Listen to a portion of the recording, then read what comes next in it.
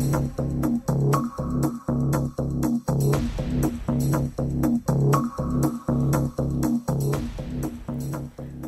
সকাল প্রিয় দর্শক, আপনাদের সবাইকে আমন্ত্রণ জানিয়ে শুরু করছি চ্যানেল 24 এর সাপ্তাহিক নিয়মিত আয়োজন জিসকা প্রেজেন্স পিউলি মেডিকেল 24 অনুষ্ঠানে আজকের পর্ব। সাথে আছি আমি ডক্টর সিফাত রহমান। প্রিয় দর্শক, আমাদের আজকের পর্বে আলোচনা বিষয়বস্তু রক্তনালীর ব্লক এবং অ্যাঞ্জিওপ্লাস্টি। আপনারা অনেকেই হয়তো জানেন যে আমাদের যে হাত বা পা অর্থাৎ আমাদের পেরিফেরাল আর্টারি যেই অঙ্গগুলোতে থাকে সেখানে যদি রক্তনালী কোনো কারণে ব্লক থাকে এবং রক্ত চলাচল যদি বাধাগ্রস্ত হয় সেক্ষেত্রে গ্যাংগ্রিন হতে পারে। এবং আমাদের যে শিরাগুলো আছে অর্থাৎ ভেইন আছে সেখানেও যদি রক্ত চলাচল বাধাগ্রস্ত হয় সেক্ষেত্রে হতে পারে ভ্যারিকোজ ভেইন। এই দুটো শব্দের সাথে হয়তো আপনারা অনেকেই পরিচিত থাকবেন। তো আজকে এই বিষয় দুটো নিয়েই আমরা একটু বিস্তারিত আলোচনা করব এবং পাশাপাশি অ্যাঞ্জিওপ্লাস্টি যেই সায়েন্টিফিক একটা পদ্ধতি আছে, যে ইন্টারভেনশনটা দেওয়া হয় এই ধরনের ব্লকের ক্ষেত্রে, সেই পদ্ধতিটা সম্পর্কেও আমরা বিস্তারিত আলোচনা করব। আমাদের সাথে আজকে স্টুডিওতে উপস্থিত আছেন আমাদের দেশের অত্যন্ত খ্যাতনামা এবং স্বনামধন্য একজন চিকিৎসক, আমাদের আজকের আমন্ত্রিত অতিথি ডাক্তার জি এম মকবুল হোসেন, অধ্যাপক ভাস্কুলার সার্জারি বিভাগ ইবনে সিনা মেডিকেল কলেজ ও হাসপাতাল। প্রিয় দর্শক, আমাদের এই আয়োজনটি সরাসরি সম্প্রচারিত হচ্ছে। আপনারা চাইলে আমাদেরকে ফোনে যে কোনো প্রশ্ন করতে পারছেন এবং কথা বলতে পারছেন আমাদের আজকের বিশেষজ্ঞ চিকিৎসকের সাথে। যে নাম্বারটিতে ডায়াল করতে হবে সেটি টিভি স্ক্রলে একটু পরপর দেখতে পাচ্ছেন। স্যার, আপনাকে আমন্ত্রণ জানাচ্ছি। স্যার, আমরা বলছি যে আজকে আমরা আলোচনা করব রক্তনালীর ব্লক বিষয়ে। তো রক্তনালীর ব্লক শুনলে আমাদের মাথায় স্বাভাবিকভাবে যেটা খুব কমনলি যে আমাদের হার্টের রক্তনালীর ব্লক জনিত যে সমস্যা সেটা আমাদের মাথায় আসে, কিন্তু এছাড়াও আমি বলছিলাম যে আমাদের পেরিফেরাল যে আর্টারি অর্থাৎ আমাদের পা বা আমাদের হাত, সেই রক্তনালীও ব্লকেজ হতে পারে। তো এই বিষয়টি সম্পর্কে স্যার যদি একটু সাধারণ মানুষকে একটু সহজ করে ধারণা দিতেন।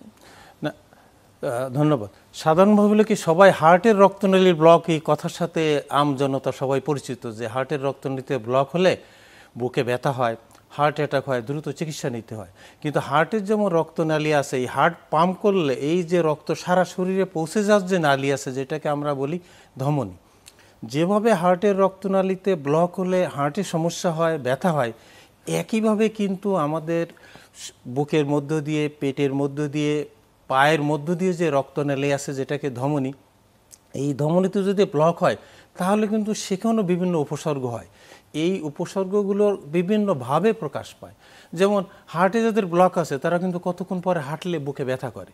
একইভাবে হাত পায়ে যে রক্তনালী আছে এটাও কিন্তু বিভিন্ন ধরনের উপসর্গ, যখন ব্লক একটু করে বাড়তে থাকে তখন পায়ে ব্যথা, হাতে ব্যথা, আলসার, গ্যাংগ্রিন বিভিন্ন উপসর্গ নিয়েই কিন্তু এটা। তার মানে হচ্ছে এটা যে কারণে হার্টে ব্লক হচ্ছে এবং সেখানে উপসর্গ হচ্ছে সেই একই কারণগুলো থেকে, একই রিস্ক ফ্যাক্টর থেকে কিন্তু পায়ের, হাতে রক্তনালীর মধ্যে ব্লক হয়ে সেখানে উপসর্গ তৈরি হয়। আচ্ছা, হয়তো উপসর্গটা কখনো হার্টে হচ্ছে, হার্টের রক্তনালী ব্লকেজের মাধ্যমে, অথবা সেটা পেরিফেরাল যে রক্তনালী সেটা ব্লকেজের মাধ্যমে সেটা প্রেজেন্টেশন হচ্ছে। আচ্ছা স্যার, আপনি বলছিলেন যে ব্যথার কথা, মানে আমরা জানি যে যে কোনো রোগের ক্ষেত্রে প্রথম যে উপসর্গটা আসে সেটা হচ্ছে পেইন, মানে পেইনের মাধ্যমেই আসলে একজন মানুষ বুঝতে পারেন যে তার শরীরে কোনো ধরনের অ্যাবনর্মালিটি আসলে হচ্ছে। তো এই যে পায়ে ব্যথা বা হাতে ব্যথা যেটা রক্তনালীর ব্লকেজের কারণে হয়ে থাকে, ব্যথার ধরনটা কেমন হয়? রাইট, ব্যথা যেটা মানুষ ডাক্তারের কাছে আসে ব্যথার জন্য মূলত, আর অন্য কারণ আছে কিন্তু ব্যথা একটা বড়। তো পায়ে ব্যথা, হাতে ব্যথা, পায়ে ব্যথা কিন্তু বিভিন্ন কারণে ব্যথা হতে পারে। যেমন মানুষের রক্তনালী ব্লক থেকে আমরা বুঝি পায়ে ব্যথা, নার্ভের উপরে চাপ পড়লে ব্যথা হয়, হাঁটুর জন্য হাঁটুতে যদি প্রদাহ হলে ব্যথা হয়। তাহলে আমাদের যে রক্তনালীর ব্যথাটা এটা কি নিয়ে, সাধারণভাবে একজন মানুষ যখন হাঁটা চলাফেরা করে ওয়েল অ্যান্ড গুড করতে পারে, কিন্তু রক্তনালীতে সেফার তার পেটের মধ্যে রক্তনালী অথবা রানের উরুর মধ্যে রক্তনালীতে ব্লক হলো, তখন একটু মানুষ কতক্ষণ হাঁটার পরে কিছু হাঁটলো ভালো, 10 মিনিট হাঁটছে হাঁটছে একটা সময় যে তার পায়ে ক্লান্তি বোধ হয়, বিশেষ করে হাঁটুর নিচে কাফ মাসেলে, লেগ মাসেলে, না সে জানি হাঁটতে পারছে না, একটা অস্বস্তি ভাব, পায়ের মধ্যে একটা ক্লান্তি, কতক্ষণ সে সাথে সঙ্গে দাঁড়িয়ে যায়, দাঁড়িয়ে কিছুক্ষণ বিশ্রাম নেয়। অর্থাৎ আমরা বলি ওয়াক রেস্ট, কিছুক্ষণ হাঁটা বিশ্রাম, আবার সে হাঁটা শুরু করে, ওয়াক রেস্ট।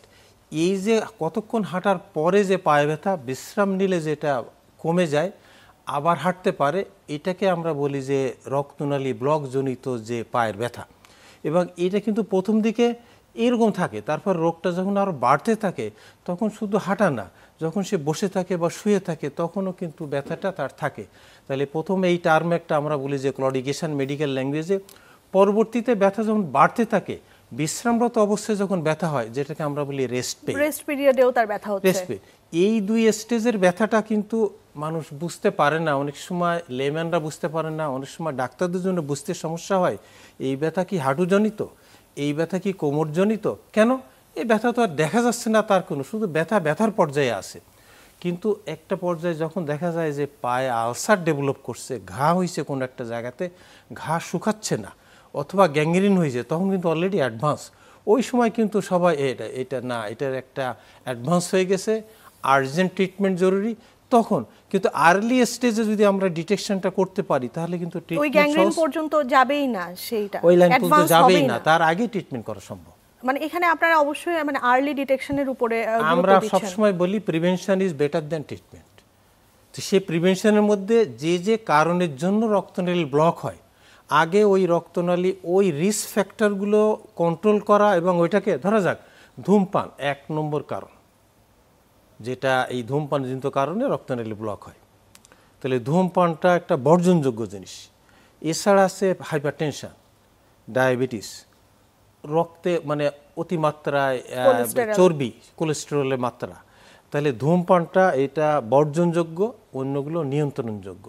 তাহলে আমরা বুঝছি যে এরকম একটা কঠিন রোগ যেখান থেকে একজন মানুষের অঙ্গহানি হতে পারে, অ্যাম্পুটেশন করতে হয়, কৃত্রিম পা লাগাতে হয়।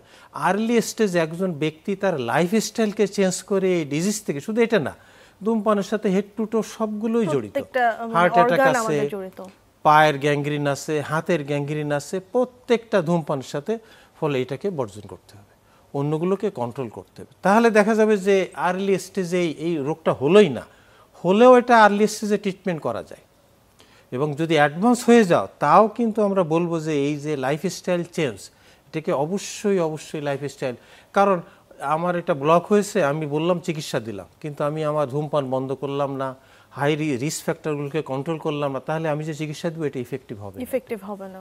মানে এই যে মানে চিকিৎসার যে এফিশিয়েন্সি না, সেটা আপনারা 100% পাবেন না। আচ্ছা স্যার, আপনি ব্যথার কথা বলছিলেন, তো অনেক ক্ষেত্রে আমরা কিন্তু ব্যথাকে ইগনোরও করে থাকি, যে মনে করি যে ব্যথা হলে দেখা যায় যে অনেকে একটা ব্যথানাশক ঔষধ খেয়ে চেষ্টা করেন যে ব্যথাটাকে নিয়ন্ত্রণে রাখার। তো আসলে ব্যথাটাকে আমলে নেয়ার গুরুত্বটা কি?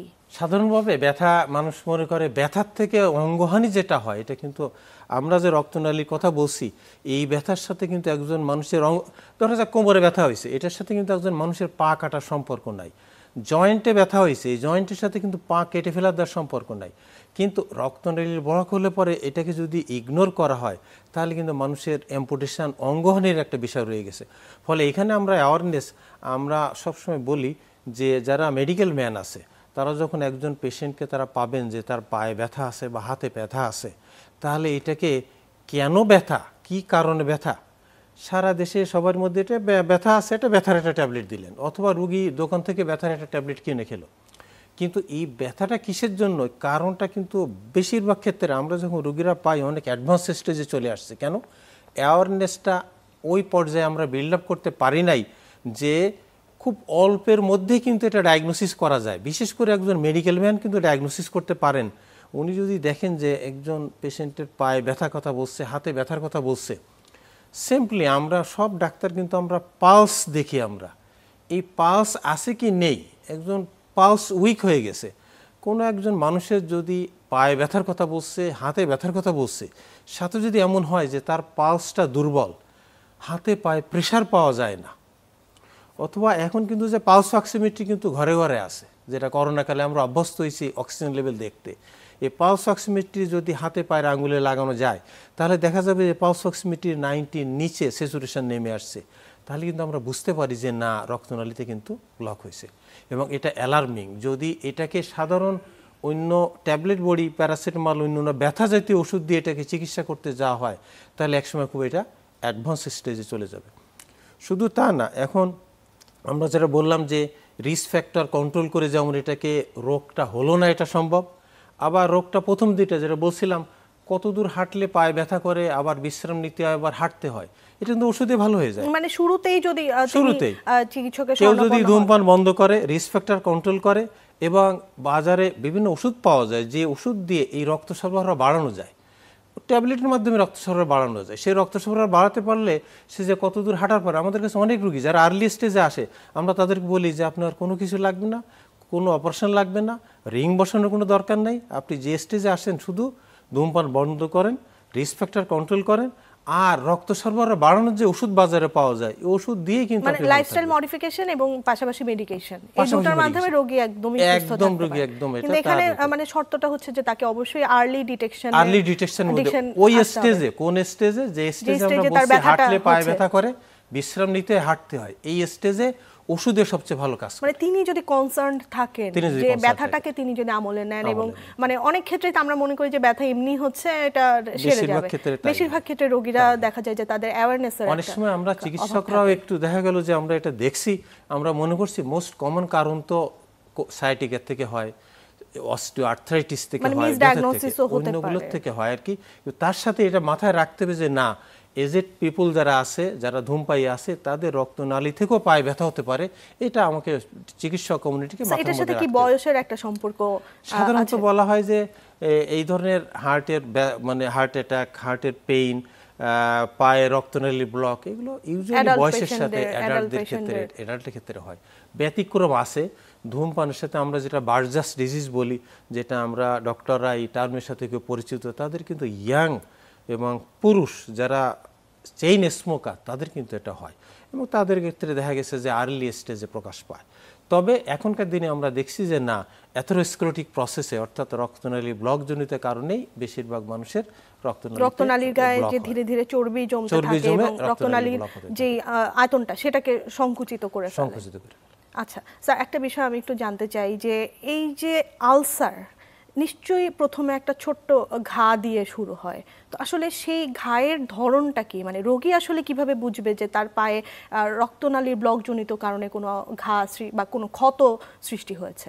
সাধারণত ব্লকগুলো কোথায় হয়? এটা পেটের মধ্যে হতে পারে, এটা আমাদের রানের মধ্যে হতে পারে, এটা হাঁটু বরাবর হতে পারে।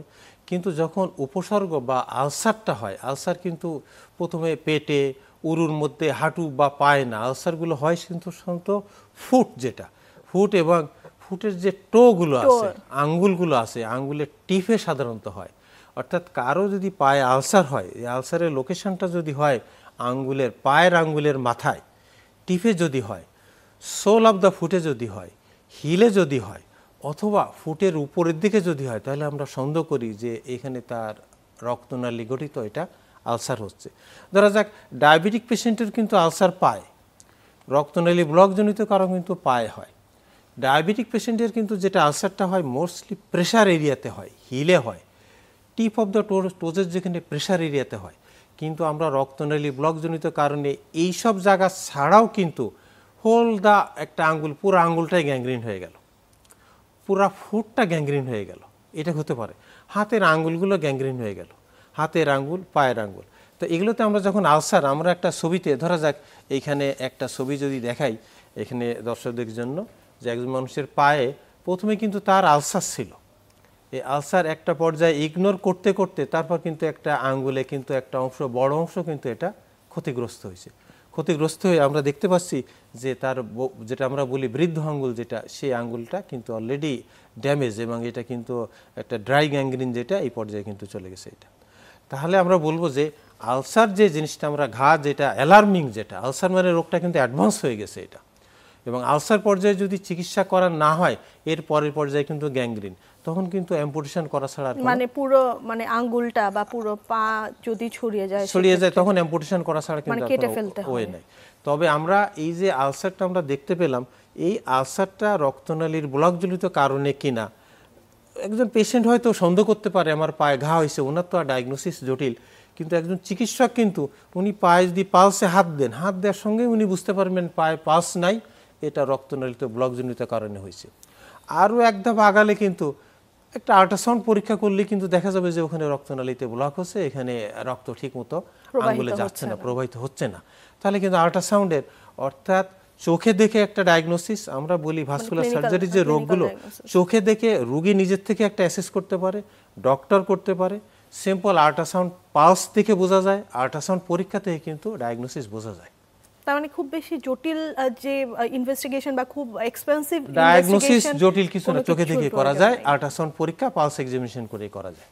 কিন্তু এই যে পরবর্তীতে যে তার অ্যাম্পুটেশন, যে একটা ডিলে অ্যাম্পুটেশন পর্যন্ত আসতে নিশ্চয়ই একটা লম্বা সময় অতিবাহিত করে আসে, এবং আমাদের দেশের এখনো ম্যাক্সিমাম রোগীরা আসলে অ্যাওয়্যার না, তাদের অ্যাওয়ারনেস লেভেল অনেক কম। বিশেষ করে যদি একটু দূরবর্তী অঞ্চল, রিমোট অঞ্চলের রোগীদের কথা বলি, তারা বিভিন্ন ধরনের ঝাড়ফুঁক, কবিরাজি সহ, মানে পল্লী চিকিৎসক সহ বিভিন্ন ধরনের ম্যাল ট্রিটমেন্টের শিকার হয়ে কিন্তু একটা পর্যায়ে গিয়ে আপনাদের কাছে আসে। তখন আপনাদের হাতে আসলে করণীয় কি থাকে? করণীয় যখন আলসার হয়ে যায়, ধরা যাক আগের স্টেজ যেটা আমি বলছি যে এগুলো আমরা কম পাই, যে হাঁটলে পায়ে ব্যথা করে, বিশ্রাম নিয়ে আবার হাঁটা শুরু করে, এই স্টেজে চিকিৎসাটা একদম সহজ, লাইফস্টাইল, ওষুধ, রক্ত সরবরাহ বাড়ানো ওষুধ, তাই দিয়ে এটাকে কারেক্ট করা যায়।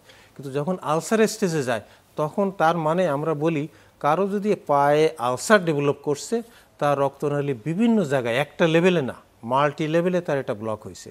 সেক্ষেত্রে আমরা আল্ট্রাসাউন্ড পরীক্ষার সঙ্গে আরও কিছু পরীক্ষা, যেটা আমরা বলি যে সিটি অ্যাঞ্জিওগ্রাম, এমআর অ্যাঞ্জিওগ্রাম, বিভিন্ন পরীক্ষা নিরীক্ষা করে ব্লক কোথায় আছে একদম জ্যামিতির মাপের মতো দেখা যায় যে পেটের মধ্যে কয়টা ব্লক আছে, উরুর মধ্যে কয়টা ব্লক আছে, হাঁটুতে কয়টা ব্লক আছে, হাঁটুর নিচে কয়টা ব্লক আছে, সব ছবিতে কিন্তু দেখা যায়।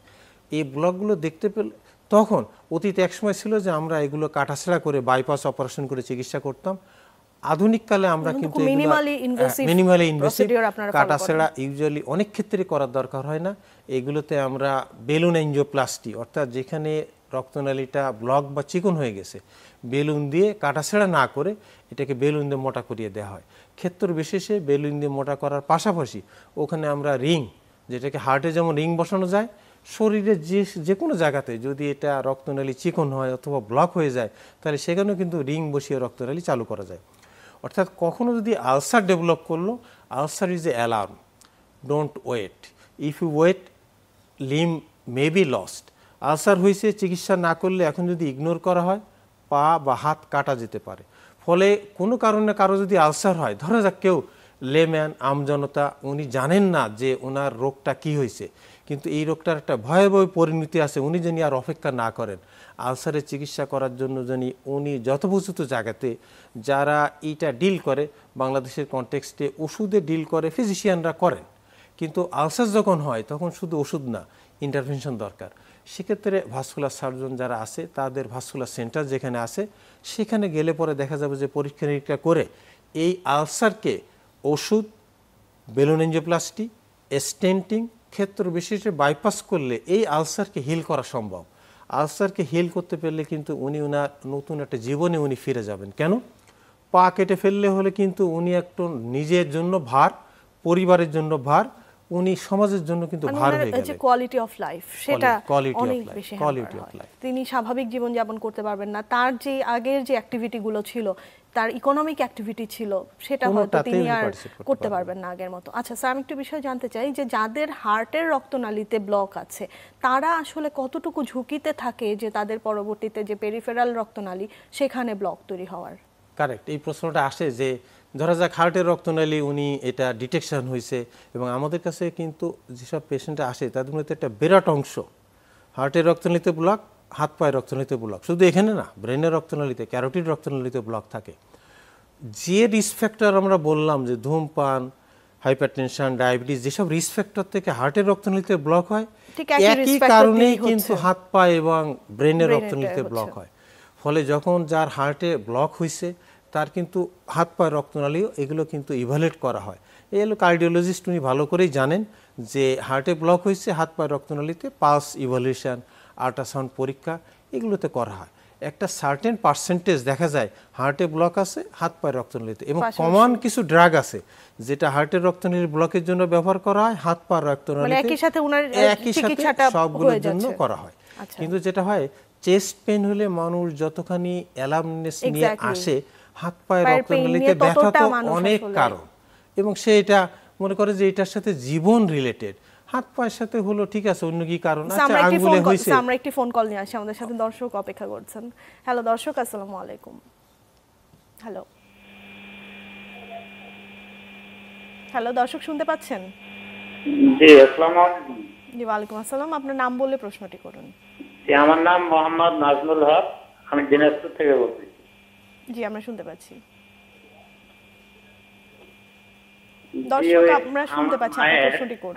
দীর্ঘ কিছুদিন থেকে বুকে ব্যথা। জি, বুকে ব্যথা, তো আমরা এনজিওগ্রাম করাইছি। এনজিওগ্রাম করার পর ডাক্তার বলছে যে ওনাকে রিং করাতে হবে, কিন্তু আমরা মেডিসিন বিশেষজ্ঞকে দেখাইছি, তারপরেও উনি বলছে যে রিং করাতে হবে। কিন্তু উনি পরিপূর্ণ সুস্থ, এখন যে ওষুধগুলো ডাক্তার দিয়েছিলেন ওষুধগুলো খাওয়ার পর সুস্থ অনুভব করতেছে, উনি হাঁটা চলা স্বাভাবিক পর্যায়ে আগের মতো করতেছে। কিন্তু এখন আমরা বুঝতে পারতেছি না আসলে কি রিং করাবো না, উনি তো সুস্থ, উনি বলছে আমি সুস্থ। আচ্ছা স্যার, আপনার কি কোনো প্রশ্ন আছে? না, এটা তো উনি হার্টের, আমি তো কার্ডিওলজিস্ট না, কার্ডিয়াক সার্জন না, ভাস্কুলার আমরা ডিল করি। আর আমরা আলোচনা করতে বসছি যে হাত পায়ের রক্তনালী নিয়ে। তো উনি যেটা বলছেন বেসিক্যালি যে হার্টের রক্তনালীতে ব্লক আছে, এনজিওগ্রাম করা হয়েছে, কিন্তু হার্টের কার্ডিওলজিস্ট সাজেশন দিছে রিং লাগানোর জন্য। বাট এই মুহূর্তে ওনার বুকে ব্যথা বা ওনার কোনো উপসর্গ নাই। এই চ্যাপ্টারটা আসলে যেহেতু আমরা ভাস্কুলার সার্জন ডিল করি না, বেটার কার্ডিওলজিস্ট যিনি ওনার চিকিৎসা করছেন তার কাছ থেকে বোধহয় আরও ফলো আপ করে, যেহেতু আমার কোনো উপসর্গ নাই, আমার আর করার দরকার আছে কিনা, অথবা যে রক্তনালী ব্লক হয়েছিল ওইটা আরও চালু হয়েছে, অথবা আরও অনেক শাখানালী পার্শ্বনালী চালু হয়ে কিন্তু একটা সময় সিমটম থাকে। আমরাও দেখছি পায়ে রক্তনালীতে ব্লক আছে, এটা পায়ে আলসার আছে, আমরা বলছিলাম যে আপনার আলসার আছে, এটা চিকিৎসা করতে হবে, রিং লাগাতে হবে, বেলুন করতে হবে ইত্যাদি। কিন্তু উনি একটু ধীর গতিতে চলছেন, বলে যে আমি একটু ধূমপান বন্ধ করি, আমি ওষুধপত্র চালু করে দেখি। আমরা দেখছি যে লাইফস্টাইল মডিফিকেশন করে আল্লাহ ন্যাচারাল প্রসেসে শাখানালী অনেক তৈরি হয়েছে, শাখানালী তৈরি হয়ে আলসার হিল করে গেছে। মানে ওই জায়গাটা রক্ত চলাচল আবার স্বাভাবিক যদি কারো এটা আলসার হিল করে যায়, উনি সুন্দর করে হাঁটতে পারেন, তাহলে আমরা বলি না আপনারা আর এই রাস্তায় কেন, আপনি যে কাজ আমরা করতে চেয়েছিলাম এটা আল্লাহ তাআলা এটা করে দিয়েছেন, সুতরাং এটা এখন দরকার নাই, বরং আপনি ধূমপান বন্ধ রাখেন, রিস্ক ফ্যাক্টর কন্ট্রোল করেন। সেটা হতেই পারে। হার্টের বেলায় এটা হলে কার্ডিওলজিস্টের কাছ থেকে আনসারটা নেওয়াটাই ভালো। আচ্ছা, ধন্যবাদ স্যার, সুন্দর করে বললেন। আমরা একটি ছোট্ট বিরতিতে যাব, বিরতির পর ফিরে আসছি। প্রিয় দর্শক, জিসকা প্রেজেন্স পিউলি মেডিকেল 24 অনুষ্ঠানে এই পর্যায়ে একটি ছোট্ট বিরতিতে যাচ্ছি। বিরতির পর আলোচনার পরবর্তী অংশ নিয়ে ফিরে আসছি, সাথেই থাকুন। প্রিয় দর্শক, বিরতি শেষে আবারও আমন্ত্রণ জানাচ্ছি জিসকা প্রেজেন্স পিউলি মেডিকেল 24 অনুষ্ঠানের সাথে আছি ডাক্তার সিফাত রহমান। আজকের পর্বে আমরা রক্তনালীর ব্লক এবং অ্যাঞ্জিওপ্লাস্টি বিষয়ে কথা বলছি, আর আমাদের সাথে আজকে স্টুডিওতে উপস্থিত আছেন ডাক্তার জি.এম. মকবুল হোসেন, অধ্যাপক ভাস্কুলার সার্জারি বিভাগ, ইবনে সিনা হাসপাতাল। প্রিয় দর্শক, আমাদের এই আয়োজনটি সরাসরি সম্প্রচারিত হচ্ছে। আমাদেরকে টেলিফোনে যে কোনো প্রশ্ন করতে চাইলে টিভি স্ক্রলে যে নাম্বারটি দেখতে পাচ্ছেন সেই নাম্বারটিতে ডায়াল করতে হবে। স্যার, বিরতি শেষে আবার আমন্ত্রণ জানাচ্ছি। স্যার, ভ্যারিকোজ ভেইন নিয়ে একটু জানতে চাই যে মোটামুটি এই শব্দটার সাথে আমরা পরিচিত, কিন্তু আসলে ভ্যারিকোজ ভেইন কি, মানে এটার যে সায়েন্টিফিক যে ব্যাখ্যাটা সেটা আপনার কাছে জানতে চাইছি। আমরা একটু আগে আলাপ করছিলাম যে আমাদের শরীরে রক্তনালী চিকন হয়ে যায়, বন্ধ হয়ে যায়। জাস্ট এর উল্টাটা হচ্ছে, যদি রক্তনালী মোটা হয়ে যায়, প্রসারিত হয়ে যায়, এটা টর্সুয়াস হয়ে যায়, মানে varicose vein, medical term varicose vein, আমরা যদি সহজ করি বলি যে আঁকাবাঁকা শিরা। আমি যদি জাস্ট দর্শকদের জন্য দেখাই, অ্যাট এ গ্লান্স দেখলে কিন্তু এটা যে কেউ দেখে ডায়াগনোসিস করতে পারবে। কারো পায়ে, বিশেষ করে পায়েই রোগটা হয়, যে রক্তনালী পায়ের চামড়ার নিচে যে শিরা আছে এটা ফুলে ফেঁপে, এটা মোটা, আঁকাবাঁকা এবং টর্সুয়াস কোর্স যদি নেয়, তাহলে আমরা এটাকে বলতে পারি যে এটাকে ভ্যারিকোজ ভেন। তাহলে এক অর্থে আমরা বলছি যে ভ্যারিকোজ ভেন হচ্ছে পায়ের একটা রোগ, এবং চামড়ার নিচে যে শিরা, সেই শিরা ফুলে ফেঁপে মোটা হয়ে যাওয়াকে আমরা বলি যে আঁকাবাঁকা শিরা বা ভ্যারিকোজ ভেন। ভ্যারিকোজ ভেন, আমরা পায়ে যে শিরা আছে আমাদের, আমরা যারা ডক্টর তারা আমরা জানি, চামড়ার নিচে দুইটা শিরা আছে, লং সাফেনাস ভেন, শর্ট সাফেনাস ভেন। এইটা লং মানে লং, একদম রানের গোড়া থেকে গোড়ালি পর্যন্ত লম্বা শিরা এবং তার শাখা প্রশাখা আছে। তো এই শিরাটাতে সাধারণভাবে বলা হয় যে জন্মগতভাবে যাদের এই শিরা, এই রোগ হওয়ার প্রবণতা আছে, অর্থাৎ জন্মগতভাবেই তার এই শিরার মধ্যে উইকনেস আছে, ওয়ালে উইকনেস আছে, অথবা এই শিরার মধ্যে, আমরা একটু আগে আলাপ করছিলাম ধমনী নিয়ে, আর এটা হচ্ছে শিরা। ধমনী যেটা আগে বলছিলাম, আলাপ করছিলাম, যার মধ্যে দিয়ে বিশুদ্ধ রক্ত প্রবাহিত হয়। আর এখন যেটা আলাপ করছি এটা শিরা, অর্থাৎ হার্ট পাম্প করলো, রক্তটা পায়ে পৌঁছে গেল, হাতে পৌঁছে গেল, যে ওই রাস্তা ধমনী, ওটা একটা নালী, বিশুদ্ধ রক্তের রাস্তা। এরপরের ওই রক্তটা যখন ব্যাক করে হার্টের দিকে যে আসবে যে নালি দিয়ে, যেটাকে আমরা বলি শিরা, এটা হচ্ছে ব্যাক করে আসার যে নালি, সেই নালিতে রোগটা হয়। জন্মগতভাবে যদি এই শিরার মধ্যে দুর্বলতা থাকে, এর সঙ্গে বয়স বাড়ার সঙ্গে যখন একজন মানুষ লং স্ট্যান্ডিং কোনো জবের সঙ্গে জড়িয়ে যায়, আমাদের বেশিরভাগ ডে টু ডে লাইফের কিন্তু কাজের মধ্যে একটা বিরাট অংশ মানুষের কাজ কিন্তু দাঁড়িয়ে কাজ করতে হয়, লম্বা সময় ধরে দাঁড়িয়ে থাকা। ইভেন আমরা যারা সার্জন, আমাদের কিন্তু লম্বা সময় দাঁড়িয়েই কাজ করতে হয়। অনেক পেশাজীবী আছে লম্বা সময় দাঁড়িয়ে, শুধু তা না, অনেকের আছে লম্বা সময় বসেও কাজটা করতে হয়, পাটা ঝুলিয়ে রাখতে হয়। তাহলে কি হলো, এই শিরার মধ্যে দুর্বলতা আছে, এর সঙ্গে যোগ হলো তার প্রফেশনাল যোগ হলে পরে এই অকুপেশন থেকে একটু একটু করে হয়, রোগটা একদিনে হয় না। প্রথমে মনে হয় যে পাটা একটু ভারবার লাগছে, একটু অস্বস্তি লাগছে, পাটা যিনি ফুলে যায়, কিন্তু পাটা উঁচু করে দিয়ে রাখলে, শুয়ে থাকলে সব ঠিক, পাটা ঝুলাই দিলে যেন এই রোগটা বাড়তে থাকে। একটা পর্যায়ে আস্তে আস্তে রোগটা একদম ফুল বলনে, যেটা আমরা ছবিতে দেখলাম, এটা কিন্তু প্রকাশ পেতে থাকে। যখন আস্তে আস্তে অ্যাডভান্স হতে হতে, এই রোগেও কিন্তু একটা সময় যে অ্যাডভান্স হতে হতে কিন্তু পায়ে আলসার ডেভেলপ করে, মানে পায়ে পচন তৈরি হতে পারে। পচনটা কম হয়, পচন যে হয় না তা না, কিন্তু আলসার, আমরা বলি ভেনাস আলসার ডেভেলপ করে। এবং আগেরটাতে আমরা যেন বলছিলাম যে ইগনোর করলে আলসার, পরে গ্যাংগ্রিন হয়ে পা কাটা, এখানে পা কাটা তা না, এটা একটা কোয়ালিটি অফ লাইফ হ্যাম্পার্ড হয়, যে স্বাভাবিক তার যে হাঁটা চলা, জীবন আঁকা বাঁকা শিরা আছে, পাটা অস্বস্তি লাগে, ভারবার লাগছে, আমি পা ফুলে গেছে, আমি কাজ করতে পারছি না, পা উঁচু করে দিয়ে বসে আছি, আরো ইগনোর করলাম। একটা পর্যায়ে যে দেখা গেলো চামড়া, এক্ষেত্রেও কি রোগী ব্যথার কমপ্লেইন করেন? ব্যথার কমপ্লেইন একটা পর্যায়ে, শুধু ব্যথা না, অসহ্য একটা যন্ত্রণার মধ্যে সে পড়ে যায়। কেন? কারণ হচ্ছে যে সে ডে টু ডে লাইফ কাজ করছে, লম্বা সময় দাঁড়িয়ে আছে, হার্ট পাম্প করলো, রক্ত পায়ে গেল, কিন্তু সেই রক্তটা যে আবার ব্যাকফ্লো হয়ে যে আসবে, সেটা হচ্ছে না, ওখানে জমতে থাকে। ওখানে জমতে থাকলে তারপর একসময় পাটা ফুললো, এরপরে আর পরে কি হলো, ওখানে চামড়া শক্ত হয়ে যায়, চামড়া কালো হয়ে যায়, একটা পর্যায়ে কিন্তু ওখানে আলসার ডেভেলপ করে। যখন আলসার ডেভেলপ করে, একটু একটু করে পানি পড়ছে, ওখান থেকে পাস তৈরি হচ্ছে, কাপড় ভিজে যাচ্ছে, পাটা ফুলে আছে, গোসল করার সমস্যা, কাপড় ভিজে যাচ্ছে, নষ্ট হয়ে যাচ্ছে, ব্যথা করছে, পা কাটা যাবে সেটা না, কিন্তু কোয়ালিটি অফ লাইফ যেটা চরমভাবে হ্যাম্পার্ড, তার জন্য যে কোনো কাজ একটা অস্বস্তি করে, বিশেষ করে সেটা যদি দাঁড়িয়ে বা বসে যদি কাজ। এই ক্ষেত্রে চিকিৎসার মাধ্যমে রোগী আসলে কতটুকু সুস্থ হবার চিকিৎসা, prevention is better than treatment. আমার যে রোগটা আমি দেখলাম, অনেক সময় একই ফ্যামিলিতে কিন্তু মাল্টিপল পার্সোনাল থাকে। আমি বলছি জন্মগতভাবে দুর্বলতার কারণে এটা একই ফ্যামিলিতে হেরিডিটারি ব্যাপার, হেরিডিটারি ব্যাপার, মাল্টি পার্সনে থাকতে পারে। আমাদের হাতে সময় কম, আমরা একটু সংক্ষিপ্ত আমরা যদি রোগীকে জিজ্ঞেস করলে ফ্যামিলি কারো আছে কিনা এটা জানার চেষ্টা করি, কারণ চিকিৎসার প্যাটার্ন একই হবে। আর্লি স্টেজে যদি আমরা ধরতে পারি, তাহলে চিকিৎসা কিন্তু আমরা বলি যে আপনি পায়ের নিচে বালিশ দিয়ে ঘুমাবেন, আর এক ধরনের বাজারে ইলাস্টিক মোজা কিনতে পাওয়া যায়, এই মোজা ব্যবহার করে আপনি প্রথম দিকে কিন্তু এই চিকিৎসাতে একটা বিরাট অংশ ভালো থাকবে। এটাও যদি তার সিমটম থাকে, তাহলে আমরা আল্ট্রাসাউন্ড পরীক্ষা করে এটা কনফার্ম করা হয় ডায়াগনোসিস। এবং অতীতকালে কাটাছেঁড়া করে যে চিকিৎসা করা হতো, এখন কিন্তু আধুনিক চিকিৎসা আসছে, কোনো কাটাছেঁড়ার দরকার হয় না।